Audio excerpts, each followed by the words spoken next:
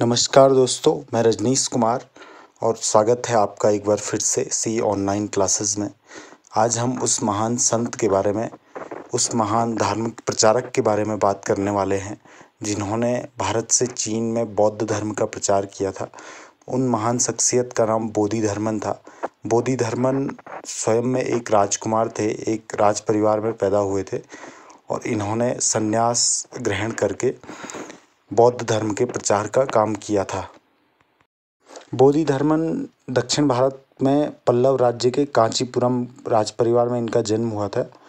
ये कांचीपुरम के राजा सुगंध के तीसरे पुत्र थे और कांचीपुरम महाबलीपुरम के पास पड़ता है। तो ये एक समृद्ध राज परिवार में पैदा हुए थे, लेकिन उन्होंने संन्यास ग्रहण कर लिया था और बौद्ध धर्म का प्रचार करने में लग गए थे।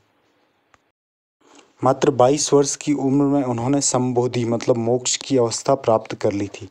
520 से 526 ईस्वी में वो चीन जाकर उन्होंने चीन में ध्यान संप्रदाय की नींव रखी और जिसे चीन में च्यान या जैन संप्रदाय भी कहा जाता है। तो चीन में बौद्धों के मानने वाले सबसे बड़े संप्रदायों में से एक माना जाता है ये।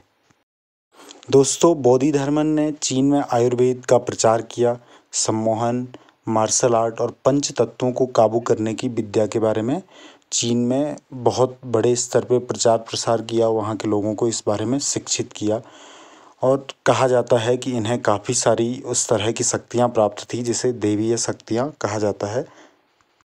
दोस्तों, बोधिधर्मन ने चीन जाकर चीन में मूल रूप से उस समय जो मंगोलिया की तरफ जो धार्मिक व्यवस्थाएं थी, धार्मिक मान्यताएं थी, उनका बोलबाला था, लेकिन उन्हें वहाँ जाके बौद्ध धर्म का प्रचार किया, वहाँ के लोगों को शिक्षित किया। पूरब की जो भारत की तरफ की शिक्षा थी, उस शिक्षा से उन लोगों को रूबरू करवाया। चीन में इन्हें तामो नाम से पूजे जाते हैं। बोधिधर्मन चीन में इनको तामो नाम से पूजा जाता है और ये चीन में जो कुंफू मार्शल आर्ट है, इन सभी में इनको ही सर्वश्रेष्ठ या सर्वोपरि माना जाता है। चीन के लगभग सभी मंदिरों में बोधिधर्मन की मूर्ति पाई जाती है। चीन के अलावा जापान में भी इनकी पूजा की जाती है। जापान में इनको दारुमा कहा जाता है और बौद्ध इतिहासकारों के अनुसार या बौद्ध धर्म की धार्मिक मान्यताओं के अनुसार इनको 28वां बौद्ध आचार्य या बौद्ध गुरु माना जाता है और बोधिधर्मन को उस परंपरा का आखिरी गुरु भी माना जाता है जिस परंपरा की शुरुआत गौतम बुद्ध से हुई थी। दोस्तों, बोधिधर्मन की जो शिक्षा थी उसमें सत्य अहिंसा के साथ साथ अपने खुद का बचाव भी एक बड़ा वो था। मतलब महात्मा बुद्ध सत्य और अहिंसा और मतलब हिंसा नहीं करने की बात करते थे, लेकिन बोधिधर्मन ने इस अहिंसा के साथ साथ ये भी जोड़ा कि आपको स्वयं की रक्षा भी करनी है और इसीलिए इन्होंने बड़े स्तर पे मार्शल आर्ट का प्रचार प्रसार भी किया था। बोधिधर्मन के समय चीन में एक बहुत खतरनाक बीमारी फैली थी और जिसकी दवाई कहा जाता है कि बोधिधर्मन ने इजाद की थी, बोधिधर्मन ने दवाई बनाई थी। तो बोधिधर्मन को आयुर्वेद का भी बहुत अच्छा ज्ञान था। वो आयुर्वेद के बहुत अच्छे एक शल्य चिकित्सक थे। तो उन्होंने चीन में उस समय जो बीमारी फैली थी, महामारी फैली थी, उसका इलाज किया था। दोस्तों, चीन में एक बड़े तबके का मानना ये है कि जो चाय था वो एक जंगली पौधा था और उस चाय की खोज भी बोधिधर्मन ने की थी। तो चीन के बहुत सारे लोग ये मानते हैं कि जो चाय है उसकी खोज भी बोधिधर्मन ने की थी।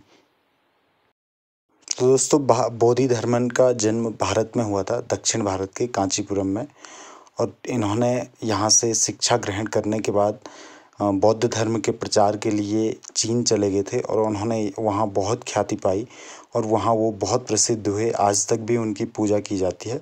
लेकिन बड़ी दुख की बात ये है कि भारतवर्ष में बहुत कम लोग बोधिधर्मन को जानते हैं। तो हमें अपने इस तरह के नेशनल हीरोज़ को याद रखना चाहिए और इनके बारे में सभी को जानना चाहिए। और इसी के तहत मैंने ये छोटी सी कोशिश की थी। मैंने कुछ खास चीज़ें नहीं बता पाया इसमें, तो मैंने अपने छोटे मोटे रिसर्च के हिसाब से थोड़ा बहुत बोधिधर्मन के बारे में आपको बताने की कोशिश की है। तो दोस्तों, हमारे चैनल को सब्सक्राइब करें जिससे आपको आने वाले फ्यूचर में जो वीडियो अपलोड होंगे उनके नोटिफिकेशन मिलते रहें। लाइक करें, वीडियोज़ को शेयर करें, कमेंट करें और बताएं आपको कैसा लगता है इस चैनल पे अपलोड होने वाले वीडियोज़। तो दोस्तों सपोर्ट करें जिससे हम आपके लिए इस तरह के वीडियो बनाते रहें।